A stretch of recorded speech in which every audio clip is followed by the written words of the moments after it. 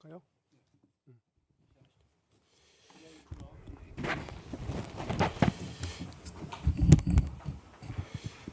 의석을 정돈해 주시기 바랍니다. 성원이 되었으므로 제432회 국회 임시회 제2차 행정안전위원회를 개회하겠습니다. 바쁘신 와중에도 회의에 참석해 주신 위원님 여러분께 감사의 말씀 드립니다. 오늘 회의는 가속화되는 지방 소멸의 위기 속에서 기존 행정체계를 극복하고 국가 균형 발전의 기틀을 수립하기 위한 행정구역 통합 관련 제정 법률안에 대해서 각계 전문가의 의견을 폭넓게 청취하고 위원님들과의 심도 있는 질의 답변을 통해서 실효성 있는 입법 대안을 모색하고자 마련되었습니다. 행정통합이 지방의 경쟁력을 실질적으로 높이는 계기가 될 수 있도록 다양한 발언과 또 방안과 제언을 경청하여 향후의 심사 과정에서 충실히 반영토록 하겠습니다.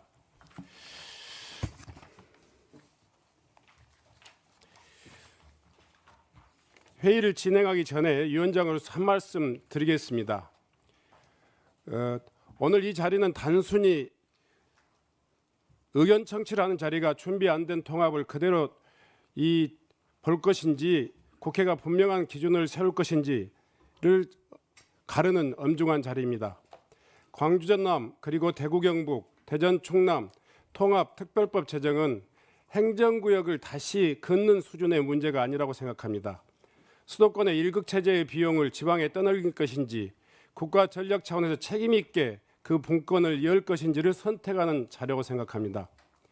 그럼에도 불구하고 최근에 통합특별법에 대한 정부의 태도를 보고 있으면 솔직히 안타까운 심정입니다.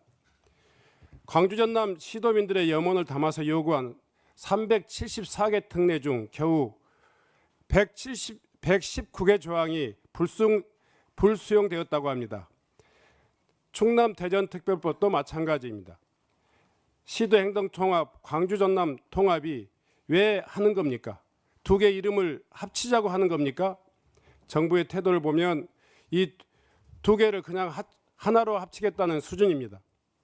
마지막 목숨줄이 넘어가기 직전인 지방의 소멸을 극복하고 수도권의 일극주의를 극복하기 위해서 행정통합을 하고 연방제 국가 수준의 분권을 해보자는 것 아니겠습니까?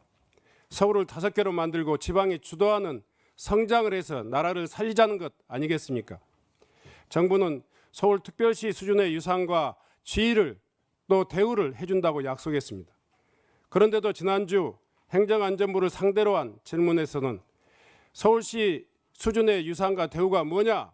이런 질문에 대해서 제대로 답변하지 못했습니다. 대통령의 행정통합 지시에 대해서 전남 광주 시도민들이 이제야 우리가 진짜 자치를 하나보다, 그리고 충남 대전도 마찬가지로 이제야 분권하고 나라가 제대로 되겠구나 하는 그런 기대를 했습니다. 시도민들의 주민투표를 통해서 결정해야 되지만 그것도 생략하고 암묵적으로 동의했습니다. 그런데도 불구하고 여전히 중앙정부의 분권에 대한 의지, 그리고 지방 주민들에 대한 기대에 대한 그런 노력, 이런 것은 여전히 미흡해 보입니다. 대통령의 의지를 실천해야 될 그런 정부라면 행정안전부를 해체하는 수준에서라도 분권을 해야 되는 거 아니겠습니까? 광주 전남은 지방이 성공하지 못하면 이제 이재명 정부도 성공할 수 없다는 점을 누구보다 절실히 알고 있기 때문에 이대로 가면 지방만 소멸하는 것이 아니라 나라도 소멸할 것이라는 것을 잘 알고 있기 때문에 지역의 갈등과 부담을 감수하면서 통합을 선택했습니다. 역시 마찬가지일 것입니다. 다른 지역도 마찬가지일 것입니다. 오늘은 검토 중 또 추협이라는 그런 생각을 아예 버리셨으면 좋겠습니다. 지금은 뼈대를 세우는 시간이라고 생각합니다.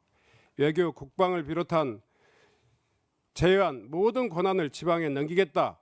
그리고 약속한 그런 재정에 대한 약속은 구체적으로 실천하겠다 하는 의지를 함께 국민 앞에 보이는 그런 자리가 되었으면 좋겠습니다.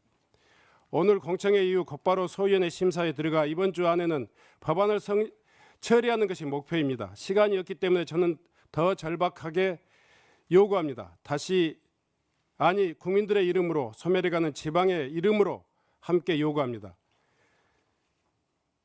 서울특별시 수준의 유산과 대우를 하겠다는 약속에 맞게 300개 특례 그리고 요구하는 지방의 요구 정말 경청해 주셨으면 좋겠습니다. 저는 국회 행정안전위원회 위원장으로서 죽어가는 그런 지방의 정치인으로서 또 국가의 미래를 걱정하는 국민의 한 사람으로서 다시 한번 진심으로 요구합니다. 광주 전남 통합특별법, 대전 충남 특별법 그리고 대구 경북도 마찬가지입니다. 졸속으로 처리해서는 안 됩니다. 신속하게 처리해야 되지만 결코 허울 뻗인 통합법이라면 동의할 수 없습니다.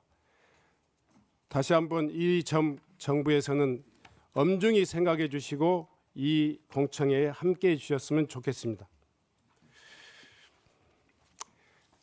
그러면 의사일정에 들어가도록 하겠습니다. 의사일정 제1항 행정구역 통합 관련 재정 법률안에 대한 입법 공청회 건을 상정합니다.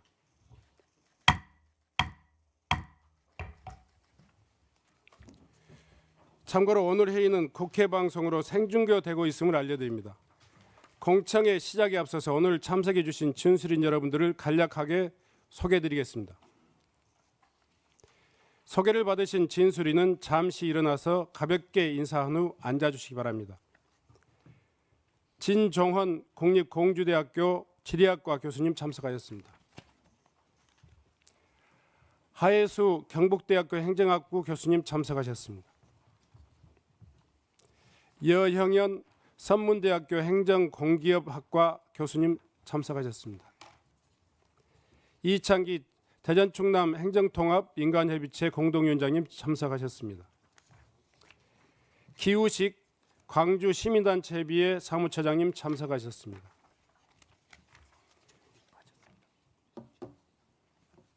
홍성진 대구 정책연구원 부연구위원님 참석하셨습니다. 민현정 광주연구원 미래전략연구실장님 참석하셨습니다. 정재근 대전 충남 행정통합 민간협의체 공동위원장님 참석하셨습니다. 감사합니다. 진술인으로 참석한 분들의 자세한 경력사항은 배부된 유인물을 참고하여 주시기 바랍니다. 아울러서 김민재 행정안전부 차관을 비롯한 행정안전부 관계공무원 그리고 김영진 교육부 학교정책관을 비롯한 교육부 관계공무원이 함께 참석했습니다. 위원님 여러분께서는 회의 진행과 질의에 참석해 주시기 바랍니다. 오늘 공청회는 각 진술인께서 1인당 7분 이내로 방금 호명된 순서대로 진술하신 다음 위원님들께서 진술인 특정해서 7분간 1문 1답 방식으로 토론하는 순서로 진행하겠습니다. 참고로 금일 공청회는 국회법 64조의 사항에 따라 위원회 회의로 진행되기 때문에 질의는 위원님들만 할 수 있고 진술인 상호 간에는 질문과 토론이 허락되지 않음을 사전 양해해 주시기 바랍니다. 그러면 진술을 듣도록 하겠습니다. 먼저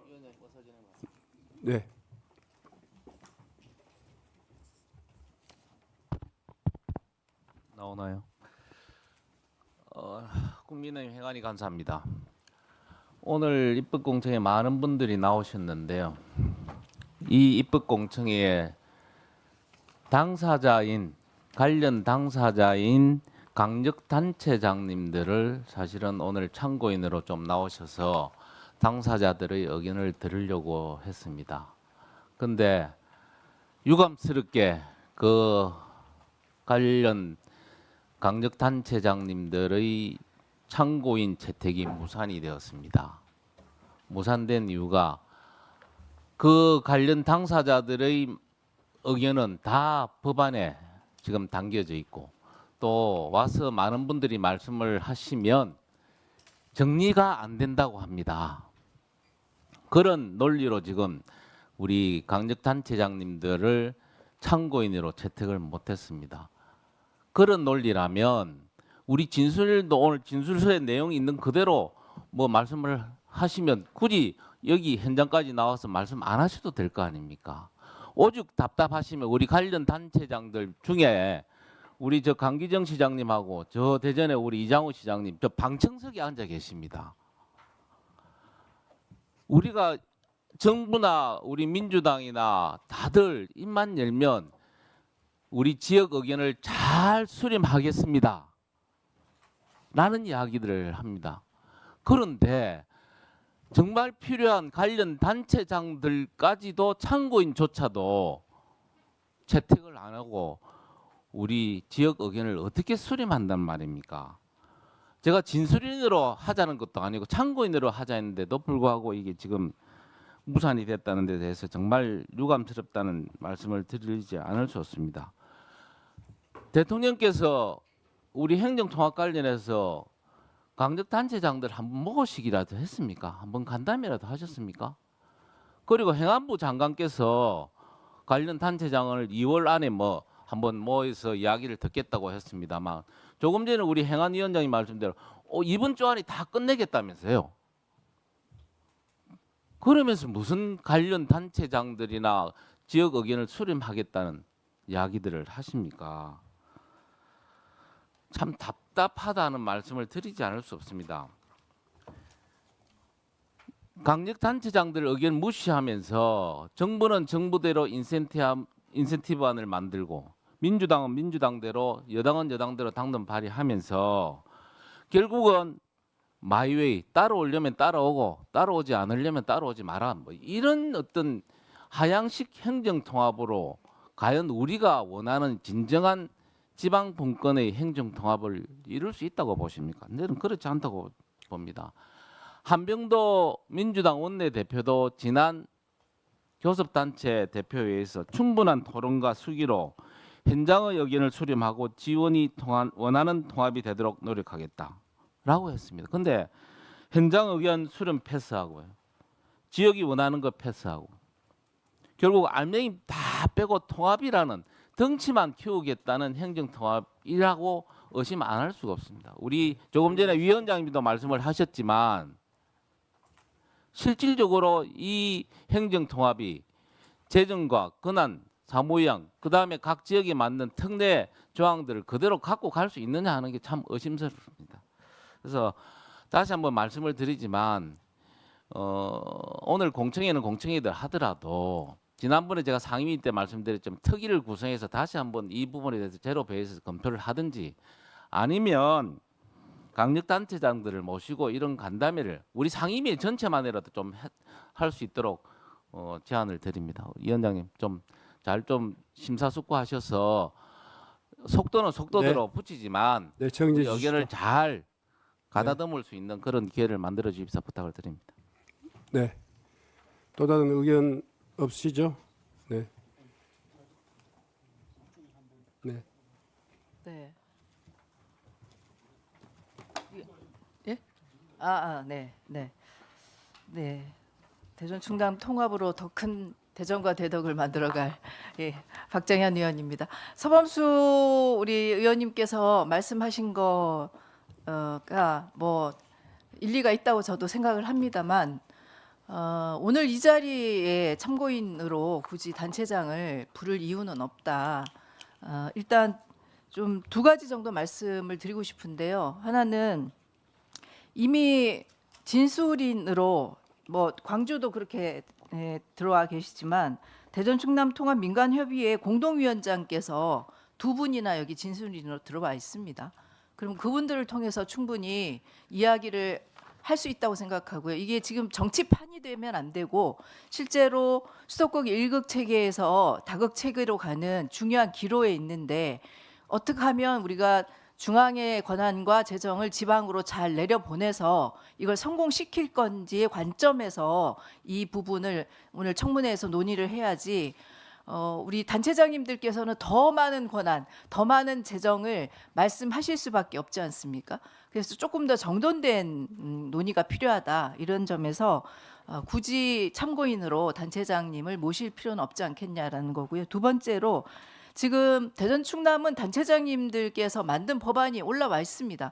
성일종 의원님이 대표 발의한 법안이 올라왔기 때문에 그 법안이 배제되는 게 아니고 민주당이 낸 법안과 성일종 의원님이 내신 법안이 함께 논의가 되기 때문에 그 논의 과정에서 충분히 심의할 수 있다라는 것 때문에 굳이 단체장님을 참고인으로 해서 서로 간의 어려움을 가중시킬 필요는 없지 않겠나라는 말씀을 드리고 싶습니다. 서범수 의원님, 네. 통합에 대해서 반대하시지는 않을 거니까 네, 그런 부분에 대해서 좀 이해해 주시기 바랍니다. 네. 네.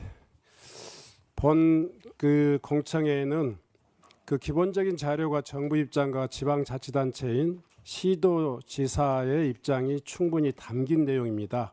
그 부분이 진행되는 과정에서 의견을 달리하거나 또 거기에 대해서 협의된 내용에 대해서 또 지적할 사항이 있으면 충분히 이야기할 수 있는 그런 자리라고 생각합니다. 그래서 굳이 법안의 주체인 그 해당 시도지사를 이 자리에 이 진술인으로 또 참고인으로 모시지는 않았다, 이런 것을 이해해 주셨으면 좋겠습니다.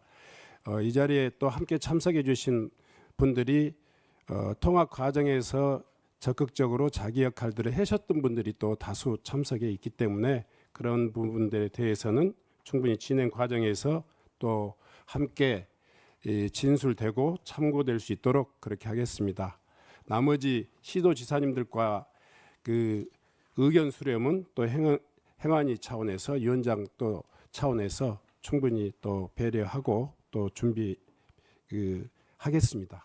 그러면 진술을 듣도록 하겠습니다. 진종원 진술인 진술해 주십시오.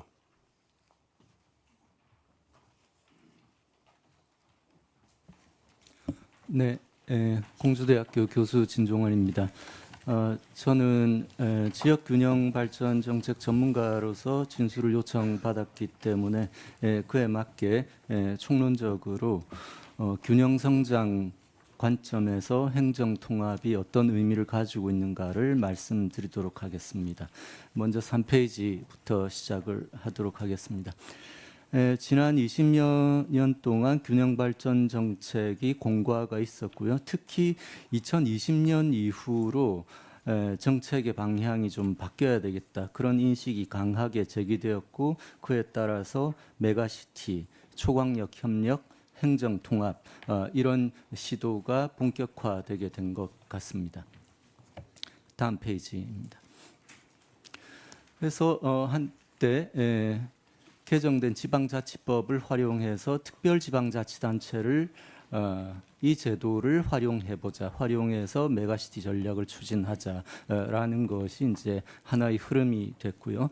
충청권 같은 경우에 유일하게 그래도 성과를 내서 2025년에 특별지방자치단체 충청광역연합을 출범은 시켰습니다. 출범은 시켰는데 협의체 한계를 벗어나지 못하고 또 도민들, 시민들한테도 활동이 거의 알려지지 않고 있는 상황이다라고 할 수 있겠습니다.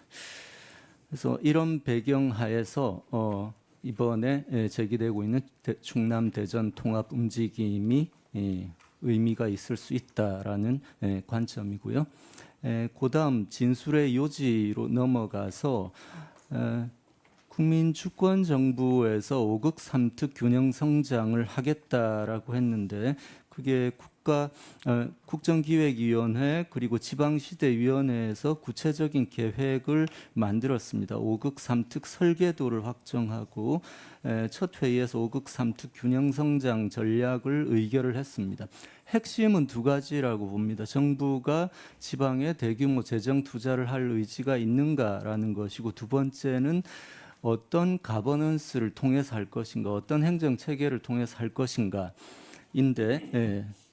의지가 있다고 볼 때 두 번째, 현재 17개 시도 그리고 지방 14개 시도의 예산을 나눠주는 방식으로 이것이 효율적으로 집행될 수 있겠는가, 효과를 충분히 얻어서 지방 주도 성장이 가능할 것인가, 그런 점에서 우려가 있었기 때문에 계획의 초점, 중요한 초점 중에 하나가 초광역 혁신 체계를 만들고 초광역 가버넌스를 구성하자. 쉽게 이야기해서 자생적으로 형성된 수도권 서울 중심의 혁신 체계를 지방에도 권역별로 만들자라는 것이죠. 이것을 위해서 초광역 단위로 거버넌스를 만들어야 되는데 방금 말씀하신 것처럼 제일 첫 번째 논의되었던 것이 특별지방자치단체이고요. 대체로 많은 시도들 또 권역들이 특별지방자치단체를 만들고 이 활동에 기초해서 행정통합으로 나아가자 이런 계획을 세웠는데 또 대구 경북이나 광주 전남 같은 경우는 행정통합을 바로 계획으로 세우기도 했습니다. 그런데 둘 다 사실은 큰 성과를 내지를 못했습니다. 6페이지부터 특별지방자치단체와 행정통합을 논의하고 있는데 이게 특별지방자치단체를 중심으로 일단 상위에 추진체를 만들고 이 활동을 기초로 행정통합으로 나아가자라고 했던 것은 두 가지 측면을 생각할 수 있는데 일단 행정통합 자체가 쉽지 않다. 여러 지자체에서도 하겠다고 했지만 실질적인 논의가 진행되고 정부와 지방자치단체가 상호 책임성을 가지고 논의가 진행된 사례가 별로 없기 때문에 양자 모두의 책임이라고 봅니다. 그래서 일단 특별지방자치단체를 가지고 진행을 하자라고 했는데 이조차도 유일하게 현실화된 충청권의 사례에서 큰 성과는 없었다. 그럼에도 불구하고 이제 이 방식으로 나아가자라고 하는 것이 현재 균형 성장 전략의 단계, 방법론인데 만약에 100점짜리 답안, 예를 들어서 충청권 4개 시도가 통합하는 행정통합의 형태가 아니라도 대전 충남의 통합, 그리고 대구 경북의 통합, 광주 전남의 통합, 또 부산 경남의 통합이 이루어져서 각 권역별로 거버넌스를 강력하게 형성하는데 어떤 리딩하는 역할을 할 수 있다면 지금까지 현실성이 상당히 떨어진 것으로 보였던 균형 성장 전략의 가버넌스를 실제로할 수 있겠는가, 있지 않겠는가라는 것이 의견입니다. 그래서 8페이지에 그림을 보시면 이 오른쪽 부분의 위쪽에 있는 것이 중앙의 가버넌스이고 아래쪽에 있는 것이 지역의 가버넌스입니다. 그래서 지역에서만 행정통합을 해서 혹은 특별지자체 추진체를 통해서 가버넌스를 구성한다고 되는 것이 아니고 중앙에서의 가버넌스 중요하다. 왜냐하면은 지자체가 또 통합된 특별시가 여전히 각 부처의 정책을 쫓아다녀야 되고 부처와 개별적으로 사업을 논의해야 되는 상황이다라면은 중앙 정부를 여전히 지방이 쫓아가는 그런 하향식의 성격이 근본적으로는 바뀌지 않을 것이다. 그렇기 때문에 중앙 정부 차원에서 핵심 부처의 의견을 조율하고 통합하고 하는 거버넌스가 필요하다. 그래서 균형 성장 전략 차원에서도 이게 교과서적으로는 지방시대위원회를 제도적으로 강화해서 지방시대위원회가 해야 되지만 현재 지방시대위원회의 법적인 제도적인 위상으로는 어렵다. 그래서 총리실이 핵심적인 역할을 하도록 구성을 해놨습니다. 이것이 이제 원칙으로 표현된 것이 대전 충남 특별시의 제5조 국가의 의무와 제6조 통합특별시의 책무입니다. 이 통합특별시의 책무는 잘못하면은 이렇게 통합특별시가 정부 정책을 그냥 따라오라는 말인가라고 해석이 될 수 있는데 그런 의미는 아니고 강론을 보시면은 강론에서 가장 중요한 내용이 통합특별시는 국무총리와 협약을 체결하고 국무총리가 부처의 의견을 조정하고 통합해서 통합특별시와 수평적인 관계에서 협약을 맺어야 될 중앙정부의 의무와 책임성에 대해서 이야기하고 있습니다. 그래서 이 6조의 내용이 그다음 페이지 16조에도 지원위원회라는 것에 이제 더 구체화돼 있다고 보여지는데 그럼에도 불구하고 이런 협약의 수평적 관계, 수평적인 파트너십을 통해서 실제로 지방정부 통합된 특별시가 자신의 발전 계획을 부처 간에 조율된 범정부 협의체와 논의하면서 현실화시켜 나갈 수 있도록 하위 법령들이 조금 더 보완이 되어야 되지 않은가라고 생각이 됩니다. 그리고 시간이 좀 지났기 때문에 네, 정리해 주시죠. 네. 후반부 이제 보충성의 원칙과 행정 통합의 현실적 필요성은 교과서적으로 볼 때 우리나라 행정 체계는 보충성의 원칙이 조금 부족하다라고 볼 수 있기 때문에 자칫 잘못하면은 행정 통합이 슈퍼지자체를 만드는 것으로 귀결이 되면은 이것은 도민들 시민들의 어떤 권리, 자치에 대한 권리와 멀어질 수가 있다. 그래서 이 과정 통합과 함께 실제로 주민자치, 마을자치에 대한 강화도 동시에 조금 더 최대한 고려될 필요가 있다. 여기까지 말씀드리겠습니다. 네, 수고하셨습니다. 다음은 하예수 진술인 진술해 주시 바랍니다. 네, 경북대학교 하예수입니다. 저는 대구 경북특별시 설치 특별법 제정의 필요성에 대해서 의견을 말씀드리겠습니다. 통합 추진 배경과 경과에 대해서는 잘 아시기 때문에 넘어가겠습니다. 18페이지 보시면은 대구 경북은 2019년부터 이런 어려움을 극복하기 위해서 대구 경북 통합을 추진했다는 말씀을 드리고요. 또 2024년에 재추진했습니다마는 여러 가지 여의치 않아서 멈춰 있다가 이 정부 들어서 광역연합 또는 행정통합 추진과 발맞추어서 2026년 1월 다시 국회에 법안을 제출하게 되었습니다. 이 추진 경과 말씀 그렇게 가름하고요. 제가 오늘 검토해서 말씀드릴 핵심 내용은 과연 대구 경북 통합특별법이 이런 통합의 목적과 필요성에 부합되는 그런 특례를 담고 있느냐, 이것을 중심으로 말씀드리겠습니다. 먼저 통합의 목적과 필요성으로 우리가 흔히 강조되는 내용을 말씀드리보면은 첫 번째는 지방정부의 자립 역량 강화입니다. 그 지역국가론에서 우리 보는 바와 같이 오늘날 세계 자본은 그 4I라는 게 있습니다. 그 산업, 투자, 개인 소비자, IT에 대해서 의해서 지배되는데 이런 4I는 국경에 구애되지 않고 이익이 있는 곳으로 빠르게 이동한다고 강조합니다. 그러면은 국가보다는 지역국가 역할이 국가 번영을 위해서 굉장히 중요하다. 이렇게 강조하죠. 그래서 이 지방정부의 권한을 강화시켜서 지방정부가 자립 역량을 갖도록 하는 게 중요한데 그러면은 어느 정도 규모와 권한을 주는 것이 좋으냐. 규모는 최소 300만에서 500만 규모로 만들어야 된다. 이런 걸 강조하고 있죠. 그다음에 국제적 인프라로서 국제적 명품 공항과 항만이 필요하고 또 다국적 기업 활동에 도움을 주는 규제권 이양이라든지 이런 권한을 대폭적으로 이양한다는 걸 해야 된다는 것을 강조하고 있습니다. 두 번째 목적 내지 필요성으로 강조되고 있는 부분은 규모의 경제입니다.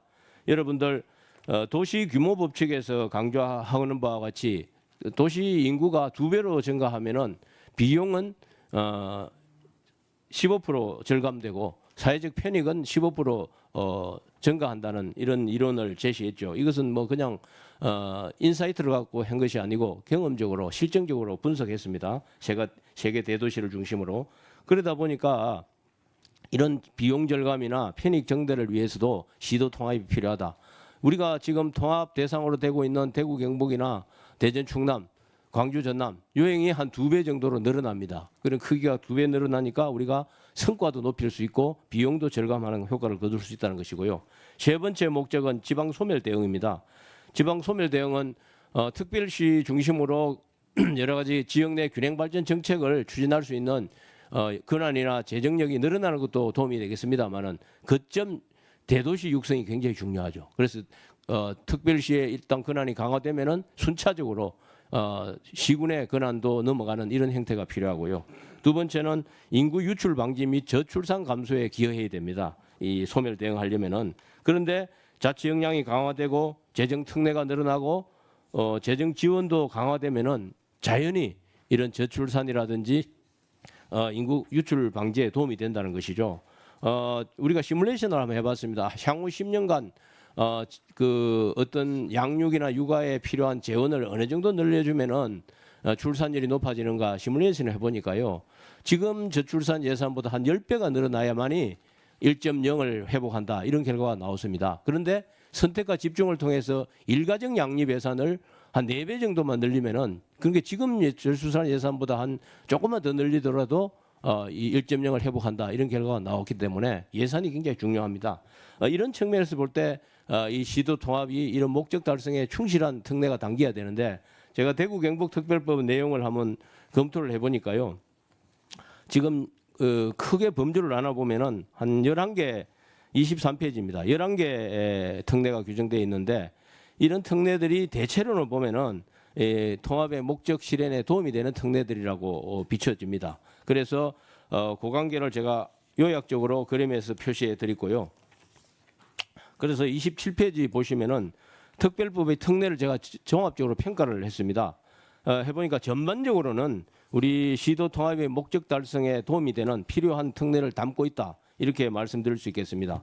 특히 지방정부 지휘 특례라든지 재정 보장 및 자율성 확보, 과학기술 핵심 및 신산업 육성 특례 이런 것들이 우리 시도 통합 목적에 부합한다 이렇게 보이지고요. 특히나 지역 균형 발전이나 지역 소멸 극복을 위한 특례들이 많이 담겨 있죠. 지역 거점 국립의과대학 및 부속병원 설치 특례, 우리 북부 지역 균형 발전을 위한 예타 면제 특례, 도청 신도시 중심 대구 경북 행정 복합도시 조성 특례 이런 것들이 담겨 있고 또한 저출생 기금 신설 및 저출생 분야 지원 특례를 규정하고 있습니다. 이런 것들을 종합적으로 고려할 때 적절히 담겨 있다 이렇게 보여지는데 다만 이제 우리가 추가적으로 한번 검토해 볼 수 있는 특례가 이 다국적 유치가 굉장히 중요한데 이런 것들을 위해서는 우리 그 스코틀랜드에서도 발견되는 바와 같이 국세 조정권 특례 같은 게 좀 필요하다 과감하게.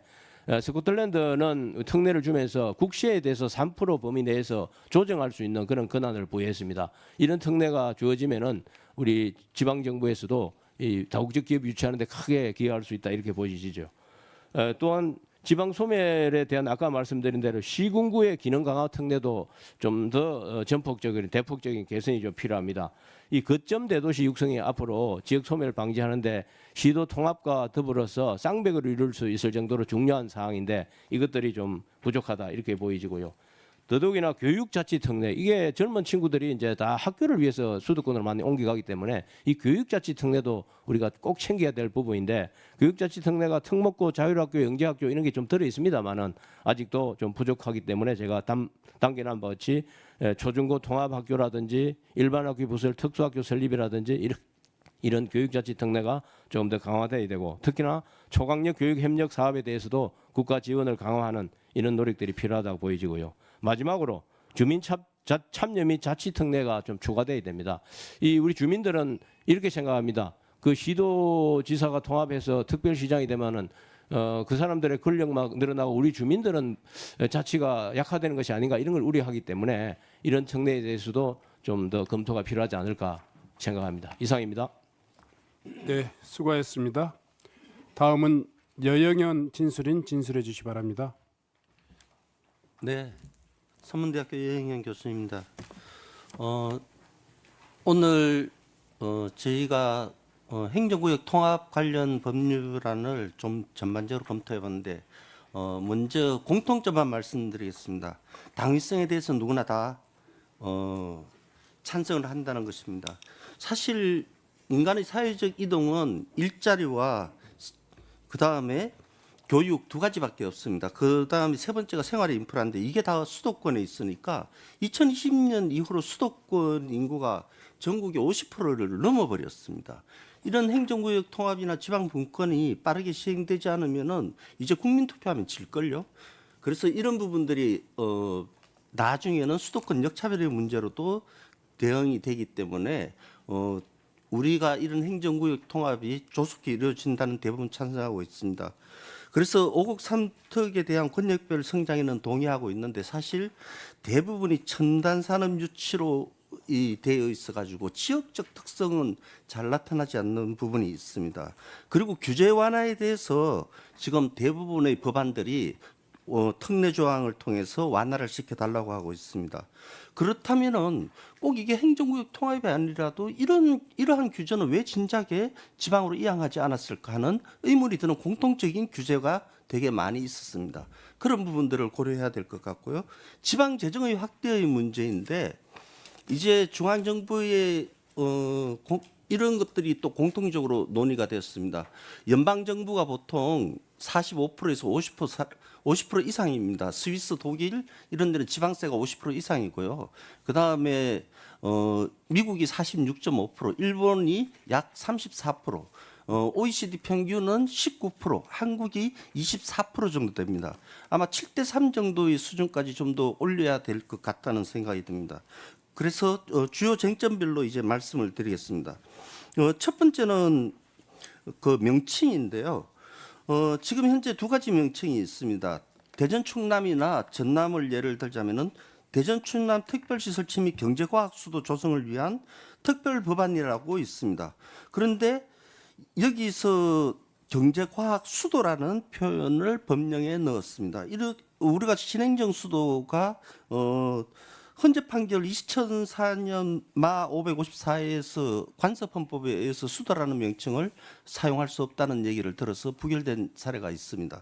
그래서 이런 부분을 생각할 때 과연 중심 도시로 할 것인가 수도로 할 것인가의 문제. 즉 수도로 하면은 더 임팩트는 있고 지방의 분권화에 촉진적 요소는 있으나 나중에 행정 수도, 과학 수도, 문화 수도 이렇게 되면은 경제 수도 이렇게 되면 대한민국의 진짜 수도는 어디냐라는 문제가 될 수 있는 부분이 있습니다. 이 부분을 조금 고려해 주셨으면 좋겠고요. 두 번째로는 민주당의 법안인 충남 대전 통합특별시, 전남 광주 통합특별시가 있는데 이런 약칭으로는 대전특별시, 그 다음에 광주특별시로 되어 있지만은 법적으로 이미 하나의 특별시가 된다면은 굳이 통합이라는 걸 넣어서 과거의 흔적을 남겨야 될까 하는 생각이 듭니다. 매일 니들은 통합됐었지, 그러면은 화학적인 결합이 오히려 안 되는 방해되는 것이어서 차라리 충남 대전 특별시, 전남 광주 특별시로 하는 것이 낫지 않는가.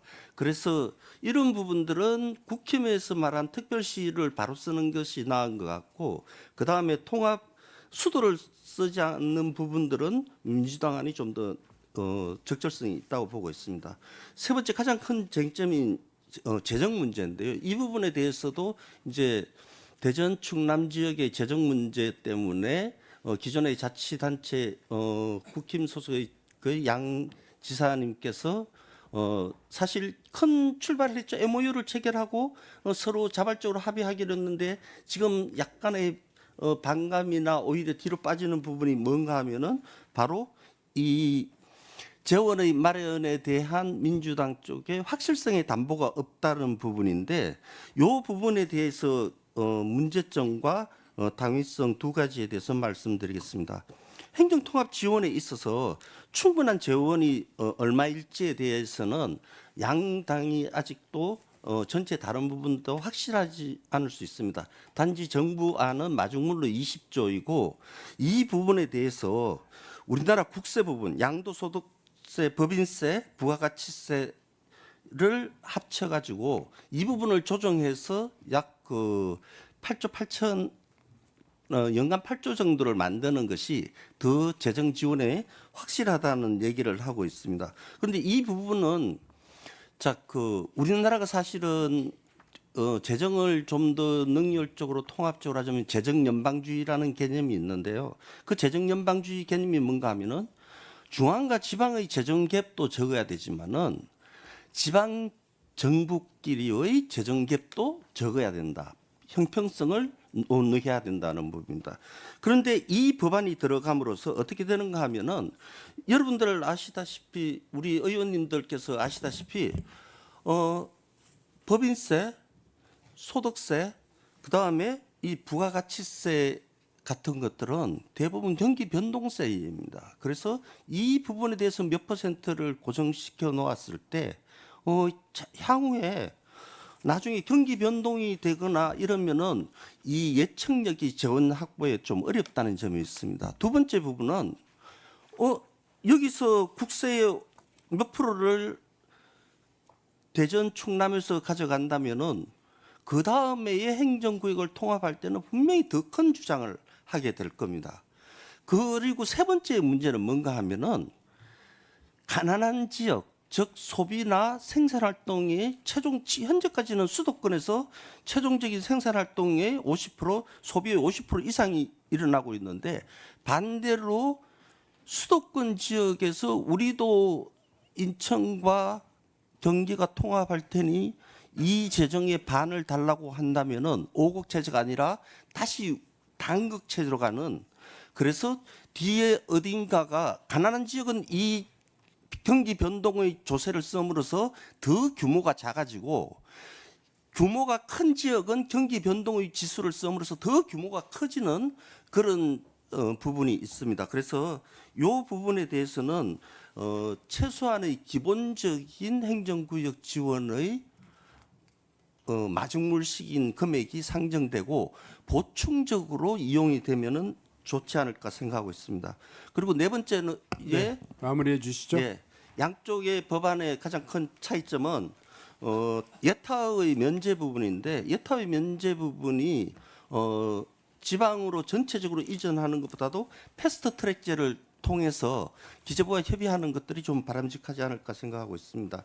그래서 요번에 행정통합에 관한 법들이 세부적 절차적 과정이나 예산의 과정으로 놓친다면은 우리나라가 청주가 20년의 시간이 다시 걸렸듯이 굉장히 오랫동안 지방의 일극 체제를 극복하지 못할 문제점이 있습니다. 이상입니다. 네, 수고했습니다.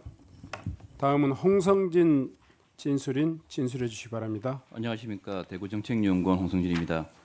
저는 행정통합이 왜 지금 필요하고 그리고 그 대구 경북에 있어서 특별법 제정이 어떤 의미를 가지는지에 대해서 말씀을 좀 드리도록 하겠습니다.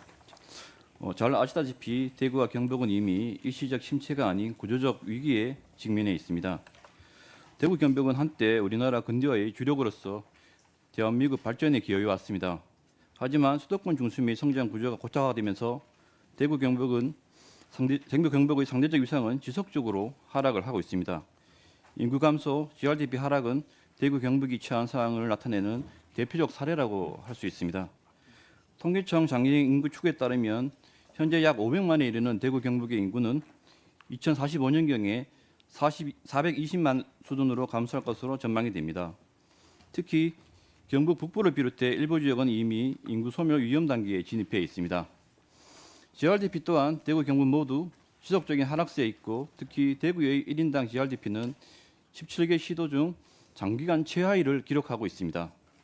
이러한 결과는 지방 스스로의 노력이 부족한 것을 원인으로 삼을 수도 있겠지만 근본적으로는 현재의 지방 행정 체계로는 어떻게 할 수 없는 구조적 한계를 갖고 있는 것이라고 볼 수 있습니다. 정부에서도 밝혔듯이 대한민국이 강해지기 위해서는 지역이 강해져야 합니다.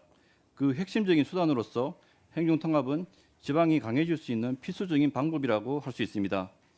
대구 경북 행정통합은 단순한 행정구역 변경이나 규모의 확대의 문제가 아닙니다. 이는 지방 소멸에 대응하고 수도권 일극 체제를 완화하기 위한 전략적 선택입니다. 행정통합을 통해 인구 500만의 거대 경쟁권을 형성하고 통합 시너지를 바탕으로 비수도권이 새로운 성장 거점을 구축할 수 있습니다. 또한 중복된 행정 기능을 통합하고 광역단의 전략적 의사결정 체계를 구축하여 지역 경쟁력을 강화할 수 있고 통합 지방정부에 파격적인 행재정 특례를 부여하여서 실질적인 지방 분권을 실행할 수 있습니다. 이러한 과정에서 반드시 필요한 것이 특별법의 제정입니다. 행정통합이 성공하기 위해서는 반드시 특별법이 필요합니다. 특별법을 통해 통합 과정에서 발생할 수 있는 행정 혼란과 권한 충돌을 예방하고 통합의 기본 원칙과 운영 체계를 하나의 법률로 규정할 필요가 있습니다. 지방으로의 권한 이양과 행재정적 지원을 명확히 규정하여 지방 스스로 지속 가능한 발전 전략을 수립하고 실행할 수 있도록 해야 합니다. 행정통합 법안에 대한 주요 내용은 앞에서 교수님께서 말씀해 주셨기에 넘어가도록 하겠습니다. 이렇게 행정통합을 통해 특별시가 출범하게 되면 대구 경북특별시는 다양한 분야에서 긍정적 효과를 기대할 수 있습니다. 대구 경북특별시는 공항과 항만을 연계해 내륙 형 도시 구조를 넘어 남북 거대 경제권의 중심축을 형성할 수 있고 물리적 기반을 갖추게 됩니다. 물류, 관광, 산업 전반에 시너지를 창출하는 결정적 계기가 될 것이며 미래 모빌리티, 반도체, 인공지능, 로봇, 바이오 등 첨단 미래 산업 육성도 통합된 전략과 투자를 바탕으로 대구 경북의 분산된 산업 구조를 하나의 전략으로 묶는 것이 가능해집니다. 도시와 농촌은 분리된 공간이 아니라 하나의 경제 성향권으로 연결해 상생과 교류를 확대하는 계기가 될 것입니다. 의료, 교육, 문화, 교통 인프라를 공동 활용하면서 농촌은 도시 서비스와 기회를 누리고 도시는 농촌의 자원과 여유를 공유하는 구조가 만들어질 것입니다. 행정 경계를 넘는 이동이 자연스러워지면서 단일 생활권 안에서 더욱 편리하고 안정적인 삶을 누릴 수 있고 일자리, 주거, 여가 선택의 폭이 넓어지고 생활 비용과 시간 부담이 줄어드는 등 삶의 질 전반이 실질적으로 높아질 것입니다. 인적 물류가 활발해지면서 오히려 지역 간 불균형이 해소될 것으로 기대됩니다. 사회 감정 자본 투자에 있어 광역적 자본 배분으로 지역 간 불필요한 경쟁과 중복 투자 방지가 가능하고 경북 북부 등 필요한 지역에 대한 전략적 투자 또한 가능해져 균형 있는 지역 발전을 도모할 수 있을 것입니다. 마지막으로 몇 가지 부탁의 말씀을 드리고 말을 마치도록 하겠습니다. 먼저 대구 경북은 가장 먼저 행정통합 논의를 시작한 지역입니다. 대구 경북과 함께 광주, 전남, 대전, 충남 세계권역 통합특별법이 함께 발의된 만큼 우선순위나 차별 없이 동등하게 처리되었으면 좋겠습니다. 그리고 특별법 규정으로 정부의 통합에 따른 재정 지원은 구체적이고 선제적이어야 하며 집행 자율성과 지속성이 담보되어야 합니다. 마지막으로 지방주도 성장을 위해 지방으로의 권한 이양과 특례 부여 시 지방정부의 자율성을 최대한 보장해 주셨으면 감사하겠습니다. 이상입니다. 감사합니다. 네, 수고하셨습니다. 다음은 민현정 진술인 진술해 주시 바랍니다. 네, 광주연구원 미래전략연구실장 민현정입니다. 주문이 잘랐습니다. 오늘 저는 전남 광주 통합 특별시 설치를 위한 특별법의 목적과 추진 과정, 핵심 보완 과제를 진술하고자 합니다. 자료는 53페이지부터입니다. 먼저 55페이지 당위성입니다. 행정통합은 전남 광주가 처한 지방 소멸과 지역의 악순환을 극복하기 위한 전략적 선택이자 국가 균형 성장 축으로의 강화를 위한 전환이라 하겠습니다. 호남권은 지난 60년간 가장 많은 인구가 살았던 권역에서 인구가 가장 작은 권역이 되었고 1인당 GRDP 수준도 낮은 상황입니다. 이러한 상황의 심각한 본질은 저성장과 일자리 부족, 인구 유출로 이어지는 견고한 악순환의 고리가 있다는 것입니다. 대규모 기업 유치와 신산업 생태계 조성이 어렵고 이는 곧 양질의 일자리 부족과 청년 인구의 수도권 일탈이라는 악순환을 심화시키고 있습니다. 이번 통합은 이러한 구조적 하향 곡선을 끊어내고 규모의 경제를 확보하여 지역 경제를 자립 가능한 수준으로 재편하기 위한 선택이라 하겠습니다. 다음으로 추진 과정과 공론화 관련된 내용입니다. 57페이지 참고하시면 되겠습니다. 지난 1월 2일 공동선언 이후 양 시도는 다양한 분야와 계층을 대상으로 공론화 과정을 진행하고 있습니다. 먼저 광주 5개 자치구와 전남 7개 권역별 공청회가 마쳐졌고요. 10개 직능별 토론회를 통해 행정통합에 대한 이해와 각계각층의 의견을 수렴했습니다. 여론조사 결과가 이야기하듯이 광주, 전남 시도민은 통합을 통해 수도권에 대응할 수 있는 경제적 규모를 갖추고 초광역 산업과 교통, 인프라가 확충되어 새로운 균형 성장의 거점이 되기를 희망하고 있습니다. 다만 이 과정에서 지역 정체성이 훼손되거나 지역 내 불균형과 소외가 발생하지 않아야 할 것, 자치권과 재정 확충이라는 통합의 실익, 더 나은 행정 서비스를 기대하고 있습니다. 행정통합을 추진하는 과정과 방식에 대한 제안, 우려가 다양한 만큼 추진 과정에서 공론화는 발전적이고 참여적 형태로 지속되고 제안들은 통합 과정과 특별시 구상에 반영되어야 할 것입니다. 다음으로 60페이지 법안 관련 내용입니다. 발의된 특별 법안은 총 8편에 걸쳐 28장 386개 조항 부칙으로 구성되어 있습니다. 이 특별 법안에서 가장 방점을 두고 있는 것은 자치권 보장과 권한 이양, 전남 광주의 미래 성장 동력과 통합 특별 시민의 더 나은 삶의 질 제고를 보장하는 특례들입니다. 제3편 자치권 강화를 통해 입법 재정 자율성을 확보하고 제5편 인공지능 에너지 문화 수도를 통해 광주의 지능형 인프라와 전남의 에너지 자원을 결합한 강력한 시너지를 특별법에 반영하고 있습니다. 통합의 시너지와 국가 균형 성장 모델로서 전남 광주 통합특별시가 기능하기 위해서 강조드리고 싶은 또 반드시 특별법에 명문화되어야 할 사항을 말씀드리겠습니다. 68페이지 참고하시면 되겠습니다. 먼저 자치권 강화와 관련해서 두 가지 자치재정권의 실질적 보장과 특별시 의회 구성과 관련된 내용입니다. 4년간 20조 원 지원 이후에도 지속적인 재원 확보 기반 마련이 반드시 필요합니다.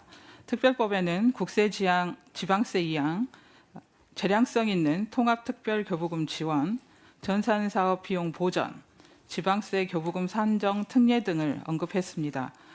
물론 정부 차원에서 재정지원 TF를 통해 논의된 이후에 결정될 사안으로 보여지지만 재정 지원의 불확실성은 반드시 지원 방식이나 규모, 구체적인 로드맵을 통해서 해소되어야 합니다. 지속 가능한 재정 체계 구축으로 중장기 재정 수요 대응 한계에 극복해야 되고 구조적 재원 기반 마련도 시급합니다. 재정적 안전성이 담보되지 않을 경우 행정 통합에 대한 지역사회 설득력 확보가 어려울 것으로 보여집니다. 다음으로 지방의회 관련해서 특별시 의회 구성이 의회 정수, 광주시 의회 2배, 전남도 의회를 합산한 형태로 구성될 필요가 있으며 양 지역 간 원 구성을 균등하게 배분할 필요가 있습니다. 통합 과정에서 지역 간 대표성, 균형 확보를 위한 최소한의 제도적 장치가 필요하고 의회 구성 과정에서 지역 갈등과 혼선이 우려되기 때문에 통합 일정에 맞춘 의회 구성을 원칙적으로 법률에 근거를 둘 필요가 있다 보여집니다. 가장 중요한 지역의 첨단 산업 육성과 광역 경제권 조기 구축을 위한 핵심 사업에 대한 특별법 반영입니다. 에너지 미래 도시 구상이라든가 전기 사업 특례와 관련된 내용들, 또 발전 사업 인허가 권한 이양과 관련된 이런 내용들이 민간 투자의 확실성을 증가시키고 발전 수익을 주민 공유 제도로 확대하면서 지역에 선순환될 수 있는 기반이 마련되어야 합니다.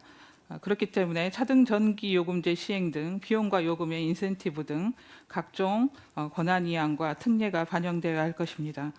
다음으로 인공지능 에너지 문화 수도를 천명하고 있는 이번 특별법은 인공지능 메가 클러스터 조성 특례를 통해서 AI 컴퓨팅, 반도체, 재생에너지가 집적할 수 있는 제도 장치가 반드시 필요합니다. 대규모 AI 인프라는 속도, 전력, 재정 지원이 핵심 경쟁력이기 때문입니다. 인공지능 집적 단지 지정을 통해서 국가의 AI 집적 단지가 조성되면 지역 기반의 첨단 산업 생태계 조성이 가능해집니다. 관련해서 고가의 CPU 인프라라든가 기본 인프라 구축 비용을 국가가 지원할 필요가 있으며 이것은 사업 속도를 가속화시키고 독자적인 AI 컴퓨팅 환경을 구축하여 국가 경쟁력을 확보하는 데 기여할 것입니다. 이외에도 인공지능 도시 실증지구 지정 및 규제 특례를 통해서 흩어진 규제를 도시 실증지구 안에서 일괄 완화할 수 있도록 특별법에 보장이 있어야 합니다. 이외에도 농업진흥지구 지정 특례라든가 이를 통해 전략산업의 광역단위 추진이 가능해야 될 것으로 보여집니다. 시도민들은 무엇보다도 더 커진 통합특별시 안에서 다양한 일자리와 개발 제한 구역의 특례라든가 군사시설 이전 사업, 대도시권 광역교통시설과 같은 공간과 교통과 관련된 특례들을 기대를 하고 있습니다. 이를 통해서 비용은 낮고 접근성은 높아지고 또 만족도는 올라가는 삶의 질을 도모할 수 있을 것이고 마지막으로 시도민의 특별 시민의 삶의 질 제고와 관련해서 국립의과대학 및 부속병원 설치 운영이라든가 거점 국립대학 육성에 관한 특례도 반드시 보장되어야 할 것입니다. 더불어 아시아 문화중심 도시 조성 네, 네, 마무리해 범위 확대의 주시죠. 특례도 필요하다 봅니다. 마무리하도록 하겠습니다. 이와 같은 특례들이 보장이 되어야만이 전남 광주 행정통합의 목표와 실익이 반영된 특별법이 제정이 될 것입니다. 자치 재정 기반 강화와 대폭적인 권한 이양, 국세 이양과 또 특별 회계 설치 등을 통해서 지역이 스스로 도시를 설계하고 운영할 수 있는 권한이 담보돼야 될 것입니다. 그래야만이 행정통합이 형식이 아닌 실질로 완성될 것으로 기대합니다. 감사합니다. 네, 수고하셨습니다. 다음은 이창기 진술인 진술해 주십시오. 네, 존경하는 우리 신정훈 행정안전위원회 위원장님, 위원님들 진술의 기회를 주셔서 정말 고맙습니다. 저는 대전 충남 행정통합 민관협의체 공동위원장을 맡고 있는 이창기입니다. 제 자료는 73페이지부터 있는데요.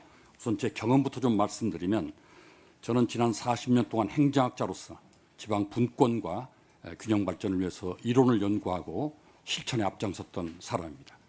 제가 실천을 말씀드리는 것은 노무현 대통령께서 2003년에 행정 수도를 세종시로 옮길 때 많은 반대가 있어서 저희 대전 충청 시도민들이 행정수도 국민연대를 만들어서 제가 상임대표를 맡아가지고 행정수도를 세종시를 가져왔습니다.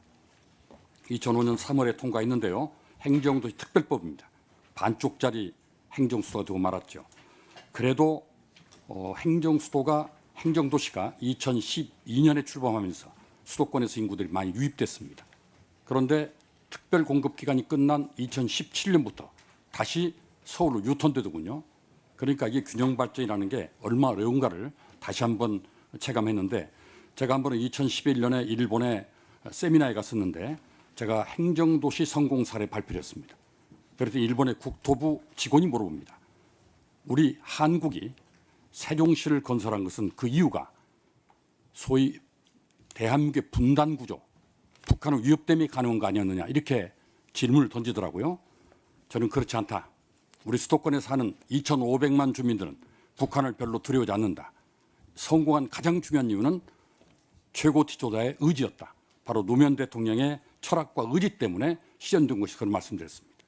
저는 이번에도 이재명 대통령께서 지역 균형 성장은 우리 국가의 생존 전략이라는 인식에 대해서 매우 공감합니다. 아마 이번만큼은 반드시 분권과 균형 발전, 균형 성장이 이루어질 거라고 기대를 하고 있습니다. 우리 지금 가장 큰 문제가 뭡니까? 서울의 부동산 값입니까? 이 문제를 잡으려 아무리 노력해도 잡혀지지 않습니다. 그러나 지방에 기업을 보내고 분권하고 분업하면 당연히 분산되면서 집값이 잡힐 겁니다. 오늘 경주 산불이 났는데요. 송전탑 때문에 산불 났습니다. 최근에 지방에서 송전탑을 끌어다가 서울에 기업들이 전기를 공급합니다. 저희 대전도 유성구와 서구에 송전탑이 곧 지나갈 텐데 34만 5천 보트짜리입니다. 주민들이 엄청 반대합니다. 왜 우리가 희생해서 수도권으로 전기를 가져가느냐. 그래서 기업들이 전기 있는 곳 오면 되지 않느냐 이런 얘기입니다. 최근에 대전 대한상공회의소 최천 회장이 앞으로 AI 시대, 빅데이터 시대는 전기가 중요하기 때문에 대부분 원가의 85%를 차지하기 때문에 기업이 전력 생산하는 곳으로 가야 된다. 이런 발언을 했습니다. 대단히 통찰력 있는 발언을 생각하는데 그렇게 해서 지방으로 기업을 가져가겠다.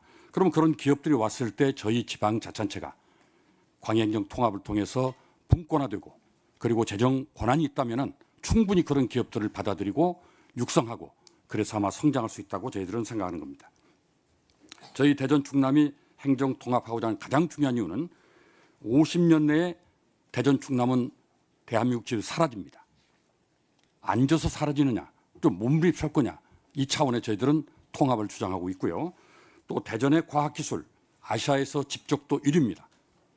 충남은 산업 인프라가 대단히 좋습니다. 이 두 가지를 결합하면 시너지효과 발휘해서 수도권 못지않은 강력한 지방정부 만들 수 있다. 이런 생각을 하고 있습니다. 특히 충남은 전력이 풍부합니다. 전력 자금률이 214%입니다.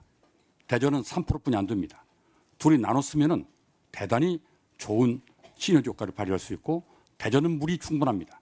물을 공급하고 충남은 전기를 나눠 쓰는 그런 구조를 가져보자. 그러려면은 대전과 충남이 강력한 지방정부, 연방제 수준의 정부를 갖기 위해서는 중앙정부의 강력한 재정 권한이 넘어야 되겠다. 돈이 중요합니다. 그리고 사무 권한이 넘어야 되겠다. 이런 주장을 저희들이 하고 있는 것이죠. 그래야 산업단지를 빨리 개발해서 많은 수도권의 기업들이라든지 다른 지역의 공장들을 받아오고 그래 일자리가 창출되면 거기에서 우리 아이들이 수도권을 떠나지 않고도 부모와 함께 대전 충남에 살게 될 것이다. 이런 기대를 하고 있는 거고요. 또 일자리가 많이 만들어지면 지금 대전 충남의 대학이 44개입니다. 곧 문을 닫아두는 그런 아사 직전에 있는데 이런 그 일자리가 만들어지면 인력 공급을 해야 되기 때문에 대학도 살아난다. 저희들은 그런 생각을 하고 있는 겁니다. 최근에 대전에서 반대율이 약간 좀 높아지고 있습니다. 초기에는 정체성 문제였습니다. 대전이 해체되는 거 아니냐 이런 불안감. 두 번째는 주민 의견 수렴 과정이 너무 짧았다. 이런 것들이 있습니다. 그런데 최근에 와서는 민주당이 특별 법안을 만든 걸 보고 너무 중앙 집권체가 다시 조란 거다. 대부분 할 수 있다 이렇게 만들어 놔가지고 의무 규정이 아니라 질환 규정이라서 이건 통합 하나 마나 아니냐 하는 그런 반대 여론이 커지고 있습니다. 우리가 광역 통합을 하는 이유는 우리 지방 정부의 강력한 재정 권한과 지방 권한을 달하는 건데 지금 우리 민주당 충남 대전 특별법은 중앙부처 협의해가지고 중앙부처 입맛에 맞는 그런 법안을 만들어 왔어요. 이게 기준법이라고 합니다. 그런데 다행히 전남 광주 특별법, 대구 경북 특별법은 저희가 처음에 냈던 법안과 유사합니다. 단지 하나 빠지겠다면 재정 권한만 빠져 있는 거죠. 그래서 저희들은 이런 대주 전남 광주 특별법, 대구 경북 특별법 그리고 처음에 저희가 제안한 대전 충남 특별법 중심으로 논의하시면서 특히 재정 권한에 관해서 중앙정부와 충분히 협의하고 또 양보를 얻어내서 재정 권한을 충분히 보여야 되고 또 자치 권한도 충분히 보장을 해야 됩니다. 할 수 있다. 이거 할 수 없는 겁니다. 심지어 중앙부처가 협조 공문 보내도 지방정부는 협조하지 않을 수 없는 겁니다. 그런데 협의할 수 있다. 신청 가능하다. 이건 할 수 없다는 얘기가 똑같은 겁니다.